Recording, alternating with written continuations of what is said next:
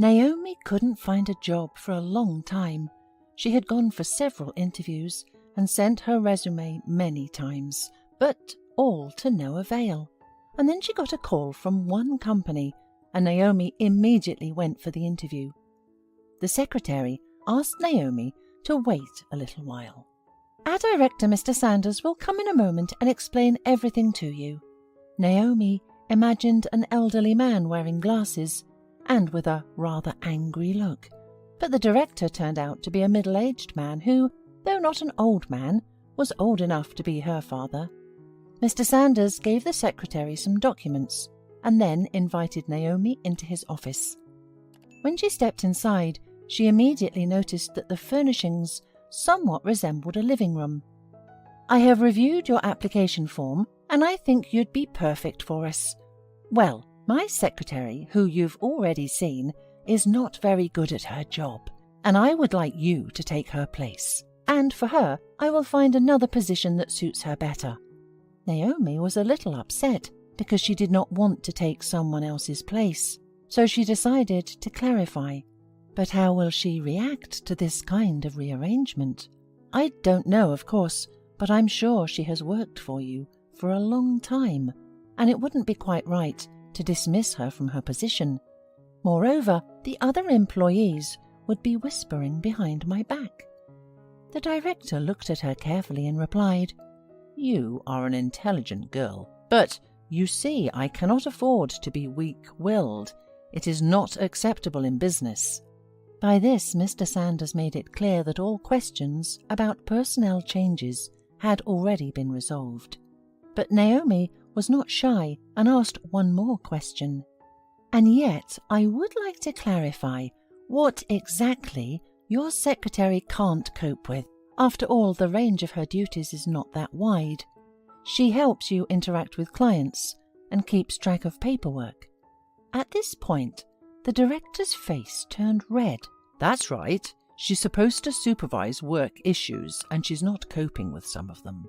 Look, if you don't want the job, then we can end our conversation here." Naomi decided not to ask any more questions.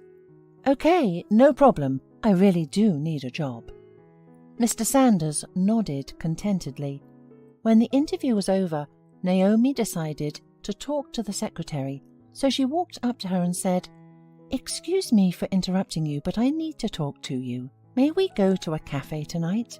There's a quite decent place across the street." To her great surprise, the secretary agreed and didn't even ask any questions.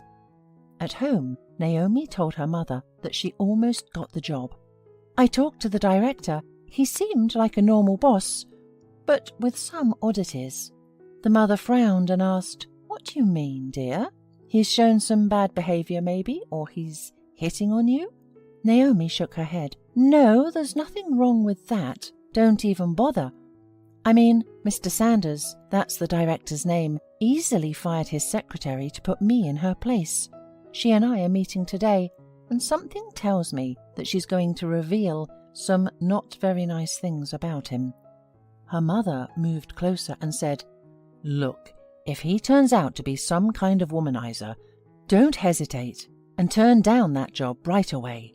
You are smart and you will find another good vacancy." Bianca Walker was worried about her daughter because she was raising her alone. Her boyfriend left her just before Naomi was born. Soon Bianca got rid of everything that could remind her about him. She didn't leave even a picture. In the evening, as arranged, Naomi met with Mr. Sanders' secretary. She came in a little later and got right down to business. "I understand that Mr. Sanders has some complaints about my work, but this is only a cover.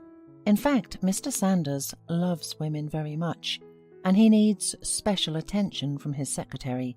As for me, I have a husband, and I have never allowed anything of this kind in my address. Therefore, be careful." Naomi disliked what the woman said. "Maybe it's not as sad as you're telling me now.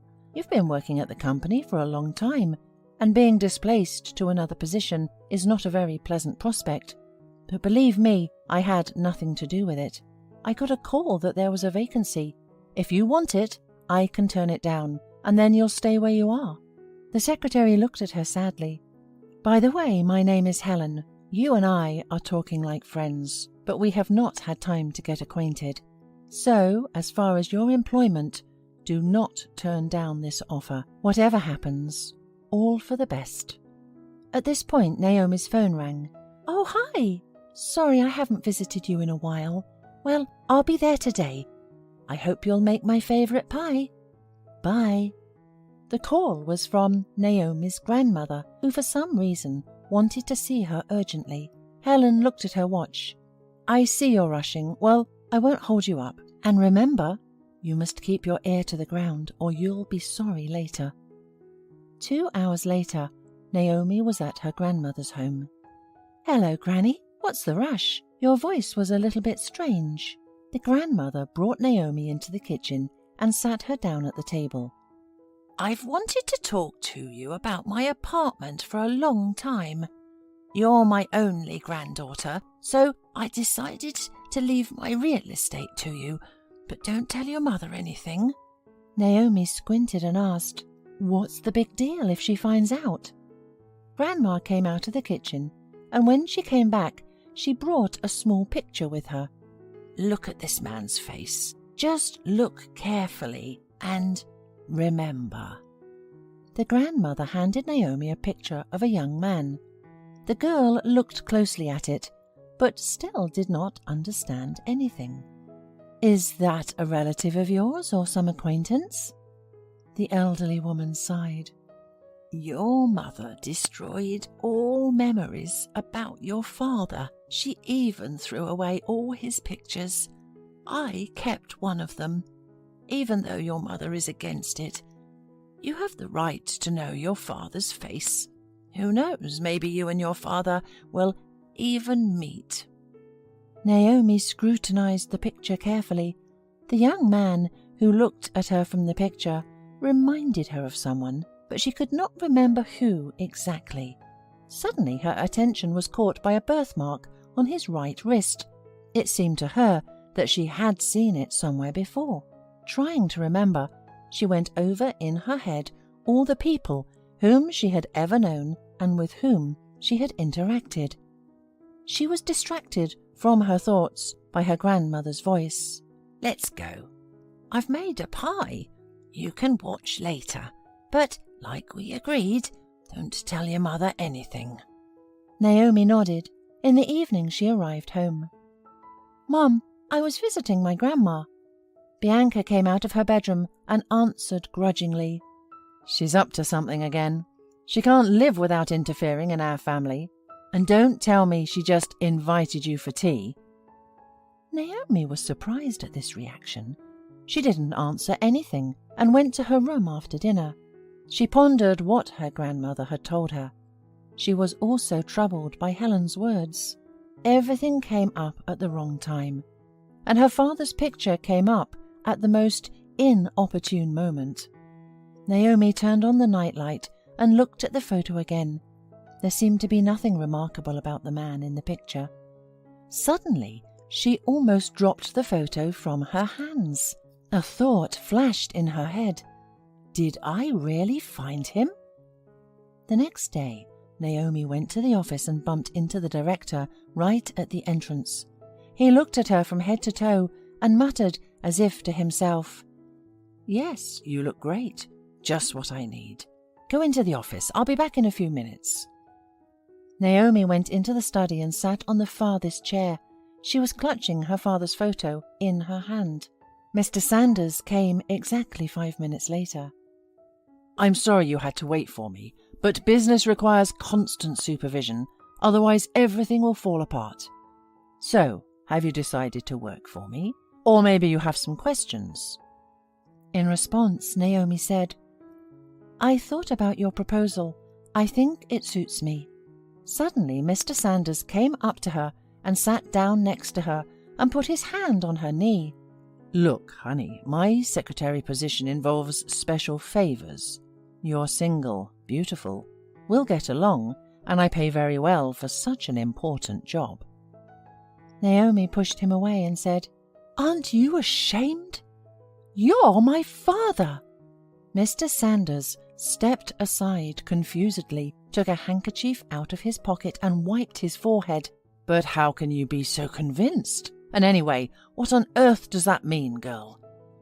Walking up to him, Naomi took his right hand. "Here, this is your birthmark, which I noticed the last time we had met.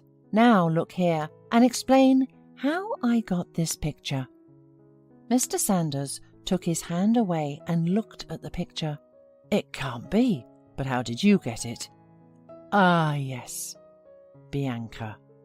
Well, it turns out that you are my daughter. Well, why didn't you tell me that right away?" Naomi took the picture from him and tore it into little pieces. "It's not that important now. I understand everything, and I don't want to talk to you about anything else." At home, Naomi told her mother everything, and she finally admitted that Mr. Sanders was constantly cheating on her. And when she got pregnant, he left her some money and gave her an apartment as alimony, and she never saw him again. Naomi was not upset. On the contrary, she was glad to know the truth in the end. Mr. Sanders tried to meet his daughter again, but she categorically refused. "I had no father in my life before, so let me not have him in the future."